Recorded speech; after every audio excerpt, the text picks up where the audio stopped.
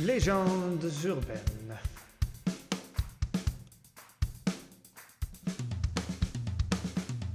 Ici Olivier Roy-Baillargeon. Bienvenue à ce nouvel épisode de Légendes urbaines, le balado de la chaire internationale sur les usages et pratiques de la ville intelligente de l'Université du Québec à Montréal. Chaque épisode de Légendes urbaines part d'une idée reçue et tente d'en révéler les racines, de distinguer ce qui relève du mythe et de la réalité, et de conclure en offrant une perspective plus éclairée sur le sujet. Aujourd'hui, on va essayer de répondre à quelques questions cruciales. Quel est le rôle de l'urbaniste québécois face à la prise de décision quant au façonnement des milieux de vie? Comment la transition du gouvernement des villes à la gouvernance urbaine a-t-elle fait évoluer le rapport de l'urbaniste face aux élus et à la société civile? Et quel nouveau rôle l'urbaniste sera-t-il appelé à jouer pour aider la collectivité à relever les défis de notre époque? Pour voir plus clair dans tout ça, j'ai pris le temps d'en discuter avec Gérard Baudet, professeur à l'École d'urbanisme et d'architecture de paysage de l'Université de Montréal. Gérard est membre émérite de l'Ordre des urbanistes du Québec depuis 2010 et il a reçu le prix Ernest Cormier en 2021. Dans les années 1980 et 1990, il a travaillé pour Sotar, une firme d'aménagement régional, et amorcé une carrière universitaire en revenant à l'Institut d'urbanisme en 1989 à titre de professeur à demi-temps. Il s'intéresse particulièrement à l'histoire et à la théorie de l'urbanisme, à la morphologie urbaine et aux dynamiques de gouvernance entourant le développement urbain et immobilier. C'était donc la personne tout indiquée pour discuter du rôle de l'urbaniste dans la fabrique politique urbaine et de la manière dont il a évolué au cours des dernières décennies. Voici donc notre conversation fascinante sur le sujet. Bonne écoute! Salut Gérard Baudet, merci d'avoir accepté l'invitation. Salut, ça fait plaisir. Alors, aujourd'hui, dans le fond, dans le thème des idées reçues, des légendes urbaines, je voulais qu'on discute avec toi d'une idée qui est plutôt répandue dans le milieu de l'aménagement du territoire de l'urbanisme, c'est-à-dire que dans une école d'urbanisme comme celle-ci, on forme des techniciens, on forme des employés qui vont avoir des compétences techniques, mais qui vont surtout être au service de la décision politique. Alors moi, je fais le pari que c'est une légende urbaine, mais toi, de ta posture et de formateur et d'intervenant dans ce milieu-là, qu'est-ce que t'en dis? La première chose que je te dirais, c'est qu'une légende urbaine, comme un mythe, c'est pas entièrement faux. Ça repose sur quelque chose qui est minimalement vraisemblable. Pourquoi est-ce qu'on a tendance à penser que l'urbaniste est au service du prince et donc est là pour éclairer le prince? C'est tout simplement que l'urbaniste occupe une position qui est équivalente à celle de bien d'autres conseillers du prince, que ce soit des gens en économie, que ce soit des gens en géographie à l'époque des grandes explorations, que ce soit des gens qui représentent l'Église dans des sociétés où l'Église occupe une place prépondérante. Effectivement, il y a beaucoup d'individus qui sont des conseillers du prince. Dans certaines sociétés, c'est encore plus affirmé. Je pense au Québec, à partir du moment où on a établi que l'urbanisme et l'aménagement du territoire, c'était essentiellement politique, que ça relevait essentiellement du registre politique. Puis évidemment, ça campe beaucoup d'urbanistes dans le registre du conseiller du prince. C'est-à-dire que les urbanistes qui travaillent dans les municipalités locales, dans les MRC, dans les ministères gouvernementaux à Québec ou à Ottawa, ils sont des conseillers du prince. Ils ne prennent pas de décision, ils éclairent les processus décisionnels qui sont partagés en partie par le politique pour les grandes décisions et par la haute fonction publique, donc les sous-ministres adjoints, pour ce qui est de l'ordre des décisions opératoires, c'est-à-dire dans le contexte où il y a un cadre de référence qui a été défini, puis ensuite, il faut le mettre en œuvre. Donc, de ce point de vue-là, effectivement, les urbanistes sont les conseillers du prince. Mais dès lors qu'on dit que c'est une prérogative politique, on ne dit pas de quel acteur politique. Alors, on pourrait aussi lire ce préambule en disant, puisque c'est une prérogative politique et que je suis formé dans ce domaine-là, je dois investir le territoire politique, non? Oui, mais il y a plusieurs façons d'investir le territoire politique. Il y a des urbanistes qui ont décidé d'aller en politique. Il y en a de plus en plus. C'est une manière d'assumer pleinement la dimension politique des choix d'aménagement, des choix d'urbanisme. Il y en a d'autres qui vont davantage travailler dans des postes clés. Je pense entre autres des directeurs généraux de municipalités locales et régionales. Il y en a de plus en plus qui sont urbanistes.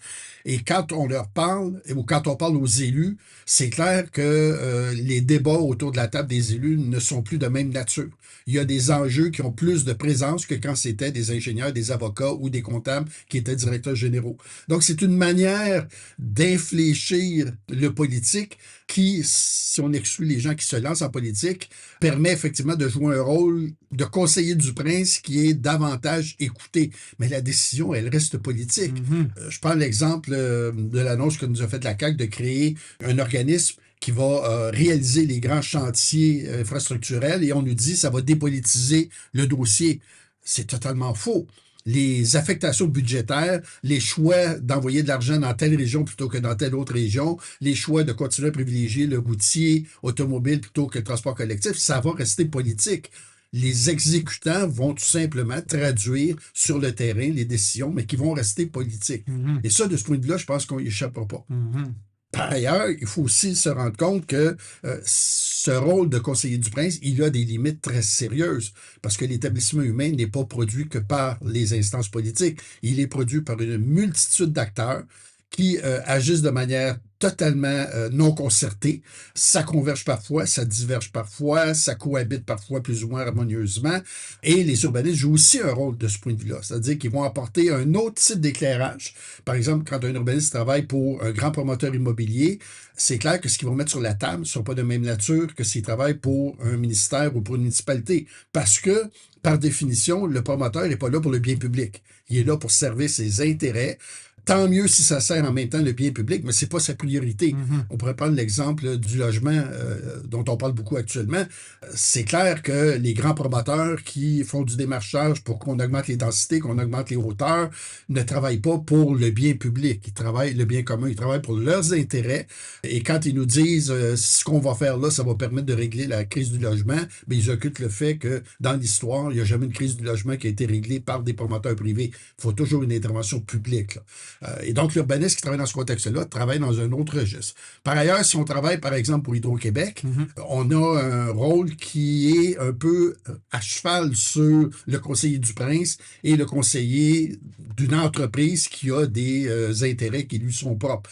Et là, à ce moment-là, le registre change. Et quand c'est une société d'État, ben forcément, c'est plus le bien commun qui doit être à l'avant. Ça devrait être plus le bien commun. Ouais. Il y a aussi parfois des situations où il y a des arbitrages qui permettent aux urbanistes de jouer un rôle peut-être un petit peu plus affirmé. Je pense entre autres en Ontario, où il y a une commission municipale qui peut recevoir des interventions de citoyens qui considèrent que certaines décisions politiques ne sont pas acceptables, vont à l'encontre du bien commun, et la commission peut trancher. Et là, à ce moment-là, les gens qui conseillent la commission, un peu comme les gens qui conseillent le Bureau d'audience publique de l'environnement ou l'Office de consultation publique de Montréal, peuvent avoir un poids politique un petit peu plus important dans ces organismes-là, parce qu'effectivement, il y a des arbitrages et on a la marge de manœuvre pour ne pas être obligé de dire ce que les élus veulent entendre. Et donc, ça, c'est une autre façon de le faire. Mais c'est des épées de Damoclès, en quelque sorte, aussi, ces instances-là. En Ontario, moi, on me l'a beaucoup dit, le premier but de l'acteur municipal, c'est d'éviter que le promoteur fasse appel d'une exigence par rapport à son projet devant cette commission-là, parce que là, ça veut dire des longues poursuites, un contentieux pas content, beaucoup de ressources financières mises là-dedans, si bien que, oui, il y a une part de possibilité d'arbitrage qui soustrait aux politiques la décision, mais oui, ça veut aussi dire que tout le monde marche sur des œufs pour ne pas passer devant cette commission-là. Oui, mais les observateurs soutiennent en règle générale que la crainte d'être confronté à des délais supplémentaires ou carrément un refus du projet, un rejet du projet, incite les promoteurs à y penser à 2 fois avant de déposer un projet. On ne dépose pas un projet de la même manière qu'on le faisait auparavant, parce qu'on sait effectivement qu'il y a un enjeu qui est important, ne serait-ce qu'en termes de délai. Et donc, c'est une manière d'injecter une dimension bien commune dans des projets où ça ne serait pas nécessairement présent d'emblée s'il n'y avait pas cette épée de Damoclès, s'il n'y avait pas cette menace. Mhm. L'autre élément, c'est qu'il faut aussi voir que des urbanistes jouent sur d'autres terrains.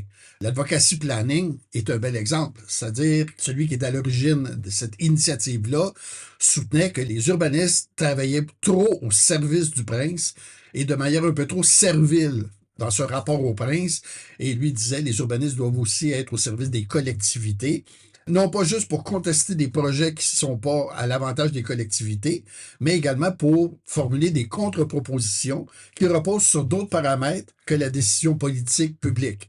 Donc, le bien des communautés, assumer par exemple la fragilité de certaines communautés face à des grands projets infrastructurels où on balayait ces gens-là du revers de la main et on les laissait pour compte. Et donc, ça, c'est une manière. Moi-même, j'ai été membre du conseil d'administration et président d'Héritage Montréal. C'est clair que je faisais un choix et c'est clair qu'il y avait un rapport aux politiques qui n'était pas du tout de même nature. Je me rappelle dans une séance où on remettait les prix pour les belles réalisations en matière de patrimoine, Pierre Bouc était assis à côté de moi et m'avait dit, parce que à l'époque, on était la seule opposition à Pierre Bouc. Là. Il avait un contrôle total du conseil municipal et il avait dit je pense que vous ne m'aimez pas beaucoup. Et je lui avais dit je pense que vous me fournissez les arguments pour ne pas vous aimer beaucoup. Et effectivement, on jouait un rôle qui était quasi politique. Bien qu'on n'était pas des élus, il en reste pour moins qu'on faisait écho à beaucoup de préoccupations qu'il y avait sur le terrain de gens qui considéraient que le politique servait très mal les intérêts de la collectivité en négligeant, voire même en passant par-dessus bord carrément les préoccupations à l'égard du patrimoine. Donc, c'est une autre manière de pratiquer l'urbanisme. Et là, à ce moment-là, on n'est pas au service du prince. Je dirais même que dans certaines occasions, on est en opposition au prince. Il en reste pour moi que le prince continue à décider. C'est pas nous qui décidons, mais il en reste pour moi que ça peut avoir un impact sur les décisions. Et ça aussi, ça peut inculquer de la prudence, de la sagesse. Mais ça, c'est le reflet d'un changement de paradigme tant dans l'intervention et dans la décision politique de l'époque du Rational Comprehensive Planning. Grosso modo, les urbanistes sont des bureaucrates, les élus décident, les urbanistes n'ont pas leur place dans la décision. Et les collectivités, grosso modo, subissent les décisions vers une sorte de planification participative, collaborative, où là, l'urbaniste se retrouve à être davantage l'entremetteur, le médiateur, le négociateur de tous les intérêts de la société civile, des groupes citoyens, des promoteurs, pour essayer que tout le monde ait voix au chapitre. Ce qui l'oblige un peu à faire du funambulisme, à être écartelé entre tous ces intérêts-là. Est-ce que la formation des urbanistes a évolué de façon proportionnelle pour les préparer adéquatement à jouer ces espèces de nouveaux rôles-là? Je ferai une différence entre la formation des urbanistes sur des courtes périodes et l'urbanisme sur une plus longue trajectoire. L'urbanisme, c'est une trajectoire qui, grosso modo, s'initie au milieu du 19e siècle et qui prend du coffre fin 19e, début 20e siècle. Quand on regarde le musée social en France, on a là un type d'activité qui n'a rien à voir avec la planification technocratique. Ce sont des gens qui prenaient le relais des hygiénistes, endossaient une approche carrément réformiste à l'égard de la société, de l'économie et tout ça, et qui revendiquaient que les choses se fassent autrement, qu'on prenne en compte un certain nombre de choses qui étaient banalisées ou carrément ignorées à l'époque. Et ça a amené, entre autres, à l'émergence de l'urbanisme tel qu'on le connaît aujourd'hui comme discipline là, qui s'assume et qui repose sur un certain nombre de piliers. Donc, il y a des choses comme ça qui ont précédé l'urbanisme technocratique. Avec la consolidation de l'exercice même de la planification, et en particulier pendant la Deuxième Guerre mondiale, avec les grands débarquements, que ce soit en Afrique du Nord, que ce soit en Sicile-Italie, que ce soit en Normandie, que ce soit la reconquête des îles du Pacifique, tout ça a engendré une évolution extrêmement rapide de la planification qui a contaminé toutes les sphères d'activité. On savait dorénavant planifier, on savait dorénavant mener des expériences extrêmement ambitieuses avec des résultats qui étaient discutable, mais quand même relativement satisfaisant compte tenu des objectifs de l'époque. Parce qu'on avait tellement de choses à planifier dans l'après-guerre, oui. Le complexe militaro-industriel, tourner l'économie. C'est-à-dire que pendant la guerre elle-même, et ça avait fait ses preuves, là, au même titre que ce qui s'est passé à Bletchley Park avec le décodage, ça a fait ses preuves. On a pu ensuite dire comment est-ce qu'on peut utiliser ça autrement dans d'autres sphères d'activité. Puis l'urbanisme n'a pas été épargné par ça. L'urbanisme s'est emparé de ces avancées de la planification et a prétendu effectivement que cette dimension de la pratique de l'urbanisme était dorénavant suffisamment bien assumée, suffisamment bien maîtrisée pour qu'on puisse penser que dorénavant, la planification pouvait être technocratique, pouvait être beaucoup moins politique qu'elle ne l'avait été auparavant. Et légitime à cet effet-là. Et légitime à cet effet-là, et on va déchanter parce qu'effectivement, par exemple, la rénovation urbaine, telle qu'on va la pratiquer en Europe de l'Ouest, en Grande-Bretagne ou au Canada, États-Unis, c'est un phénomène qui dure à peine 20 ans. C'est très court pour avoir un retour d'ascenseur qui permettait de comprendre qu'on s'était pas simplement gouré, c'est quand même assez court. Et ça fait partie justement de ces ratés qui vont faire qu'à un moment donné, ces prétentions-là vont être banalisées et on va comprendre qu'il faut jouer sur d'autres registres. Dont l'advocacy planning que tu as mentionné, qui est un peu en quelque sorte le point d'ignition de la transformation du rôle de l'urbaniste. Oui, mais il y a quand même aussi d'autres secteurs où ça a joué. La question du patrimoine, la question du droit au logement. Par exemple, Soho à New York est une des premières expériences de patrimoine urbain. Donc, on va comprendre éventuellement que c'est la phase initiale des processus de gentrification. Mais ça va avoir un gros impact. La défaite des Parisiens face au Hall, le succès des Londoniens face à Covent Garden sont d'autres exemples où on va être sur un autre registre que la planification exhaustive et où on va faire des avancées assez significatives. Ça va être la même chose en matière d'environnement. Par exemple, la bataille de la Jacques-Cartier, menée par des citoyens de la région qui découvrent qu'Hydro-Québec planifie la construction d'une centrale à réserve pompée dans la vallée de la Jacques-Cartier, ça se passe exactement au même moment où on adopte une loi sur l'environnement. Et la loi sur l'environnement, c'est essentiellement un mécanisme de contrôle de la qualité de l'air, du sol et de l'eau. Ces gens-là, eux, ce qu'ils font, c'est qu'ils transposent ça sur le terrain et ils transposent ça de manière à ce que dorénavant, l'environnement, ça soit une question de milieu et non pas juste de qualité de certaines dimensions du milieu. C'est un autre exemple de ces avancées qui ont eu un impact sur la planification technocratique, là, parce qu'il y avait d'autres dimensions qui étaient amenées, il y avait d'autres aspects qui étaient mis sur la table et pour lesquels on n'était pas outillé pour les prendre en charge sur le mode de la planification technocratique. Parce qu'on était dans des arbitrages de société, des arbitrages sociaux. Quand on est en mode arbitrage, évidemment, on n'a pas la certitude qu'on a quand on fait de la planification technocratique en étant certain qu'on contrôle tout. Ces arbitrages-là, ils sont justement au centre, peut-être que c'est un biais que j'ai d'avoir été formé dans ce domaine-là, mais au centre de la pratique de l'acteur territorial, justement, Brundtland, les 3 sphères du développement durable, l'idée que de faire attention à l'économie et à l'écologie, ce soit possible, l'idée que la dimension sociale doive rester au centre des préoccupations. Il semblerait que, peut-être hormis quelques acteurs politiques qui ont toujours ces 3 sphères-là dans leur mire, les urbanistes soient les mieux placés pour négocier adéquatement ces arbitrages-là, pour s'assurer qu'on ne tire jamais trop la couverture d'un des 3 côtés. Ils sont en théorie les mieux placés, je ne suis pas sûr qu'ils sont les mieux sensibilisés. Je ne suis pas sûr que nos formations nous permettent de bien comprendre ces dynamiques-là et de bien assumer le rôle qui nous revient si on les comprend bien. Au cours des années, j'ai eu tendance à penser que la dimension critique de la pratique de l'urbanisme était pas particulièrement bien assumée par le monde de l'urbanisme. J'en prends pour exemple l'accueil plutôt timide qu'on fait à beaucoup de réflexions menées par des urbanistes qui ont la chance d'occuper un poste qui leur permet cette distanciation critique. Pas sûr que les propositions des universitaires sont bien reçues dans le monde de la pratique de l'urbanisme. J'ai l'impression que si c'est là au moment où les gens sont aux études, ça devient assez accessoire au moment où ils sont sur le terrain. Et j'ai l'impression que les urbanistes ont de la difficulté à être bousculés. C'est pas facilement d'être bousculé dans leur certitude. Est-ce que tu en connais beaucoup, par contre, des professionnels d'autres domaines qui sont plus, disons, réceptifs à la critique? Est-ce que c'est une particularité de l'urbanisme d'être... Parce que c'est mon impression aussi, parce que de ce que tu dis, finalement, je me demande si les urbanistes devraient, mais on accepte que les urbanistes ne sont pas nécessairement ceux qui auraient la capacité de dénouer l'impasse ou de trouver la quadrature du cercle.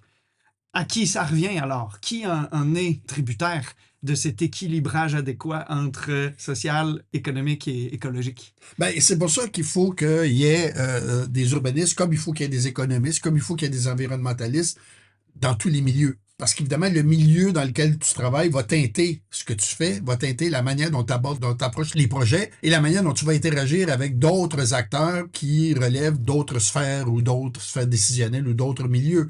Et donc, ça en prend. Il faut qu'on ait justement une multiplication de ces instances, y compris dans les médias.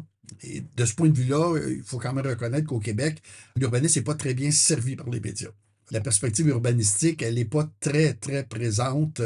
Elle l'est plus par les lettres ouvertes de gens qui se réclament de l'urbanisme que par des gens qui s'intéressent de manière régulière à ces questions-là et qui ont magasiné un bagage qui leur permet justement d'avoir un regard critique. Tu as raison, dans toutes les sphères d'activité, les gens qui travaillent dans des milieux finissent par endosser la perspective du milieu dans lequel ils travaillent. Puis dans certains cas, c'est plus délicat que d'autres. On le sait, là, les urbanistes dans les municipalités n'ont pas entièrement les coups des franches.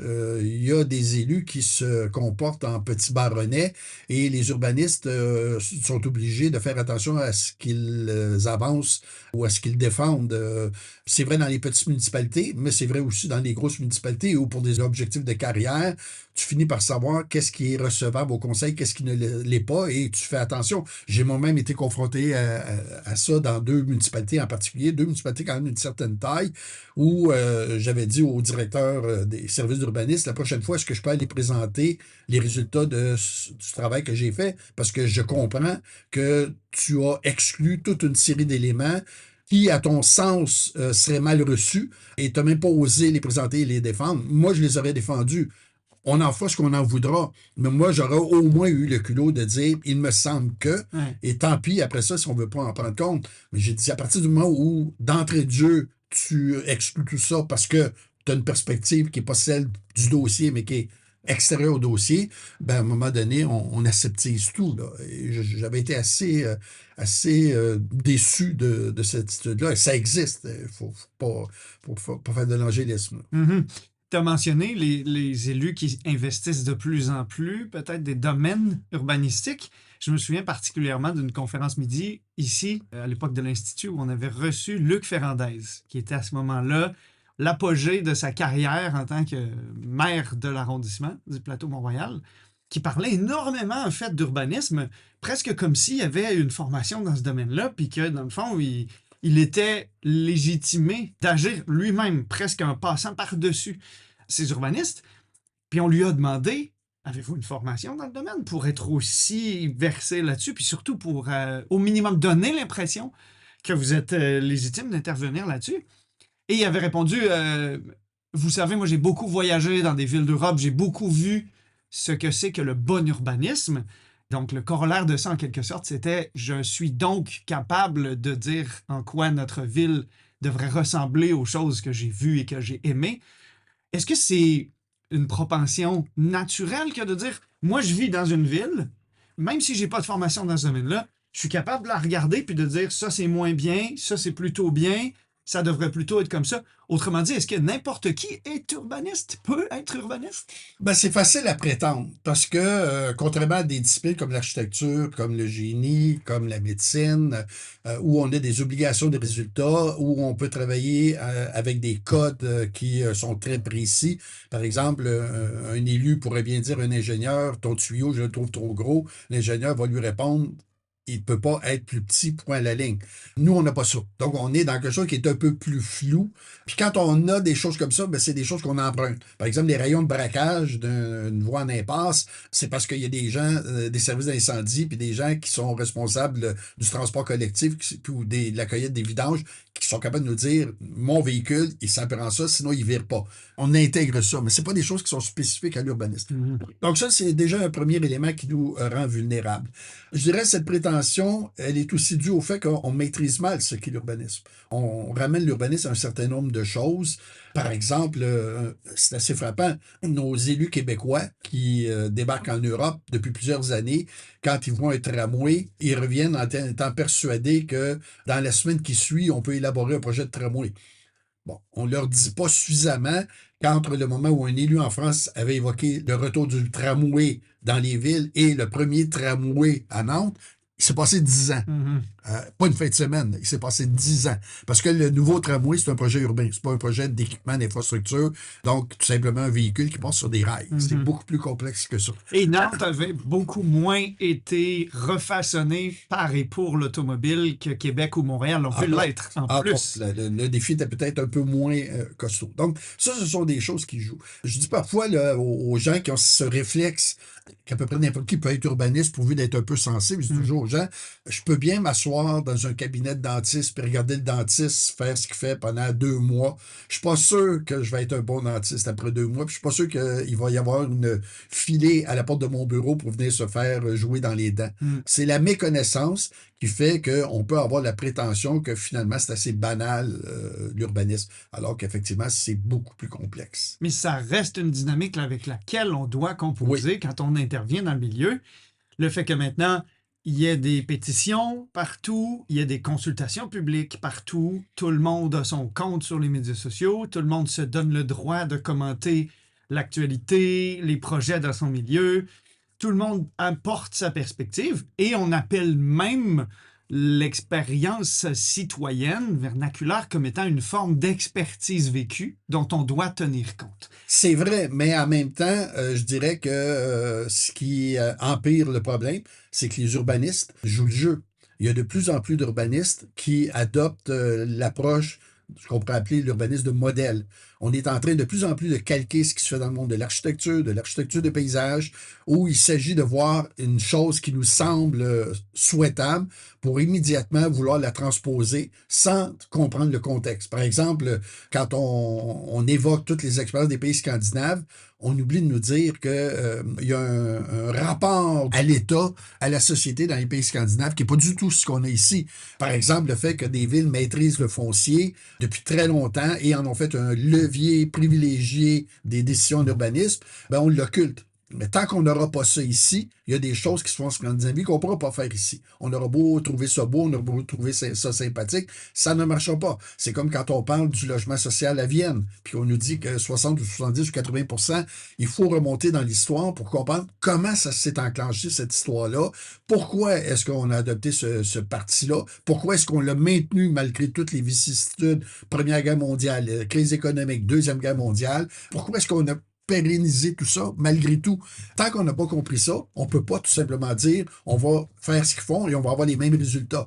Et donc, les urbanistes qui ont tendance de plus en plus, puis on le voit notamment dans la revue Urbanité, à adopter cette position du modèle de référence à partir duquel on va travailler, ça va nous poser des problèmes. Et d'ailleurs, il y a un étudiant qui a fait une thèse de doctorat sur les programmes particuliers d'urbanisme Laval, Montréal, Longueuil au cours des récentes décennies. Et ce qu'il a constaté, c'est que de plus en plus, les analyses de terrain sont pas tant des analyses de terrain qui vont permettre de faire des choix de projet, sont des analyses qui ne retiennent que les éléments qui justifient a posteriori le choix qui a été fait du projet qu'on veut pousser. Autrement dit, on a déjà la solution et là, on cherche le problème. L'argumentaire qui va le justifier. Ouais.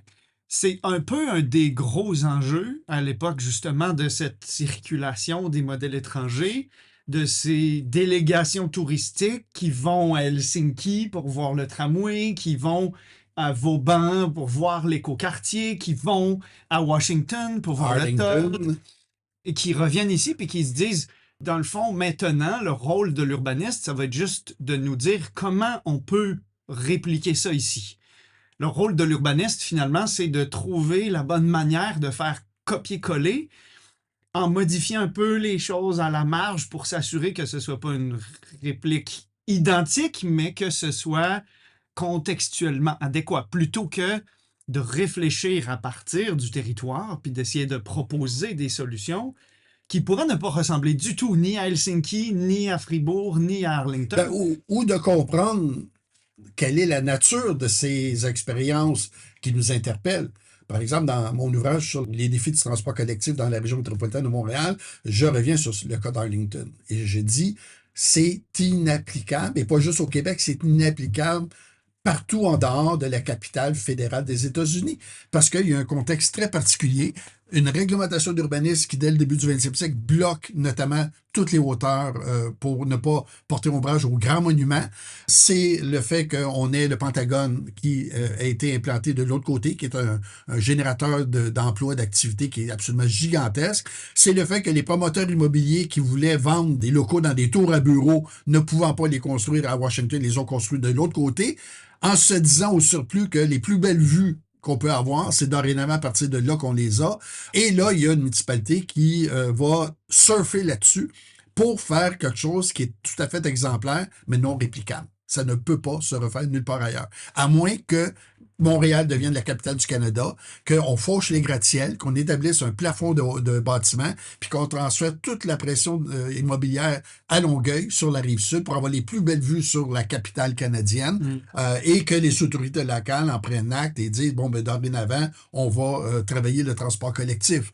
On voit à quel point c'est complètement non pertinent, mais pourtant, il y a plein de gens de la CMM qui sont allés faire des pèlerinages à Arlington, parce qu'on leur a dit, c'est absolument génial. Non. C'est un cas qui nous permet de comprendre comment certaines conjonctures extrêmement particulières peuvent avoir des résultats d'une certaine nature. Ça ne peut pas aller au-delà de ça, l'enseignement d'Arlington. Ça ne peut surtout pas être de dire, vous voyez, ils l'ont fait, on peut le faire. Ou alors, vous voyez, ils l'ont fait. Nous aussi, on peut le faire, mais certainement pas de la même façon parce que nous, nos possibilités sont différentes et nos limites, nos contraintes. Oui, mais là, ça veut dire qu'on on fouille le terrain, on se comporte non pas comme des gens qui marchent à la surface des choses, mais comme des archéologues. On veut comprendre pourquoi la surface est comme ça. Il faut fouiller, il faut descendre jusqu'au mort terrain. Ce qu'on ne fait pas quand on amène les gens en pèlerinage dans ces lieux-là. Ben finalement, peut-être qu'on l'a trouvé ou retrouver, grâce à ce que tu dis, le véritable rôle de l'urbaniste, c'est pas nécessairement d'être au service de la décision politique, mais c'est peut-être justement de toujours ramener les réflexions initiales au ras des pâquerettes, jusqu'à creuser jusqu'au mort-terrain, comme tu mentionnais, pour être sûr que, avant qu'on s'envole, avant qu'on se dise « Bogota a réussi, faisons la même chose », on se demande, est-ce que les conditions sous-jacentes, le contexte physique, le contexte politique, les héritages territoriaux de Bogota sont similaires à ceux de Montréal? Et là, la décision politique pourra être orientée, non pas à partir des désirs, mais plutôt à partir des possibles. Oui, mais il faut que ça serve. Il faut effectivement que ce travail permettre à ceux qui jouent le rôle du conseiller du prince de le jouer de la manière la plus convenable possible. Autrement, ça reste des échanges entre initiés qui finissent par se persuader qu'ils ont raison puis se désoler que les décisions ne sont pas celles qui devraient être prises. Il faut quand même que ça serve, il faut quand même qu'on participe de ce débat, mais à partir de plusieurs points de vue. Que ce soit comme membre d'Héritage Montréal, comme professionnel d'une instance de consultation publique, comme partenaire notamment d'organismes socio-communautaires dans les milieux. Il faut qu'à partir de ces multiples points de vue, on construise un savoir puis un savoir-faire qui va être utile aux élus et qui va nous permettre de persuader les élus qu'effectivement, ils peuvent être très sensibles à la question. Ils n'ont pas automatiquement le droit de prétendre qu'ils sont, pour cela, des urbanistes ou qu'ils peuvent se passer des urbanistes. C'est ça. Les urbanistes restent nécessaires, peut-être plus nécessairement autant comme les seuls tenanciers, les seuls dépositaires du savoir qui peut orienter la décision, mais plutôt comme ceux qui sont capables de s'assurer qu'on n'oublie rien, qu'il ne reste pas de zone d'ombre dans la décision. Qu'on n'oublie rien, c'est peut-être un peu excessif. Les villes sont des organismes autorégulés qu'on ne pourra jamais entièrement maîtriser. Donc, il y a toujours des choses qui vont nous échapper. Il y a toujours des choses qui vont apparaître a posteriori. On dira, on n'avait pas vu cette dimension-là ou cet aspect-là ou cette chose-là. Et c'est d'ailleurs ce qui devrait nous inquiéter par rapport à une dérive technocratique de l'urbanisme qui ne jure que par, notamment, l'intelligence artificielle. C'est pour que ça fonctionne, il faut que l'établissement humain soit réduit à un certain nombre de paramètres. Et donc, il faut que l'humain soit mis sous haute surveillance pour ne pas se comporter en dehors de la boîte. Autrement que ce que le modèle prédit. Effectivement. Et ça m'inquiète beaucoup. Cette facilité qu'on a à abdiquer par rapport à ce modèle-là. On le voit dans la ville de Corée, c'est une ville qui est sous très, très haute surveillance. C'est ce qui a inquiété beaucoup de gens à Toronto et qui a mené à l'abandon du projet qui était mené par un des membres du GAFA. Et ça, je pense qu'il faut être très prudent par rapport à ça. Les urbanistes ont aussi un rôle à jouer par rapport à cette prétention que la ville qu'on soumet à ces mécanismes-là est la ville réelle et non pas une ville réduite à un certain nombre de paramètres parce que ce sont ceux-là qu'on peut contrôler. Embrasser la complexité, finalement, puis en être le reflet fidèle. Et accepter qu'elle nous déborde de partout et qu'on la maîtrisera jamais totalement. Ben, je pense que c'est une très belle manière de conclure. Gérard, grand merci pour tes lumières, comme d'habitude. Ça m'a fait plaisir. Voilà, c'est dit. L'urbaniste québécois n'est pas qu'un technicien au service de la décision politique, mais il y a tout de même un fond de vérité dans cette légende urbaine. Son rôle évolue, et il n'est plus le seul à jouer sur le terrain de l'urbanisme. Mais c'est très bien ainsi, parce que plus nous serons nombreux et nombreuses à nous intéresser à l'urbanisme et à en discuter dans l'espace public, mieux nos milieux de vie reflèteront l'ensemble de nos préoccupations. Si je devais résumer cet échange avec Gérard Baudet en 3 grandes lignes, ce seraient les suivantes. Premièrement, n'est pas urbaniste qui veut. Tout le monde a un cœur, mais personne ne prétend être cardiologue sans formation en cardiologie. Pour intervenir avec pertinence et adéquation sur les enjeux d'urbanisme, il ne suffit pas de vivre en ville et d'avoir une opinion sur la forme qu'elle devrait prendre. Deuxièmement, l'urbaniste québécois n'est ni tout à fait au service du prince, ni tout à fait indépendant du prince pour autant. Son rôle ne s'arrête pas à celui d'un conseiller neutre et désintéressé de la décision publique. En ce sens, c'est une partie prenante en bonne et due forme de la gouvernance territoriale.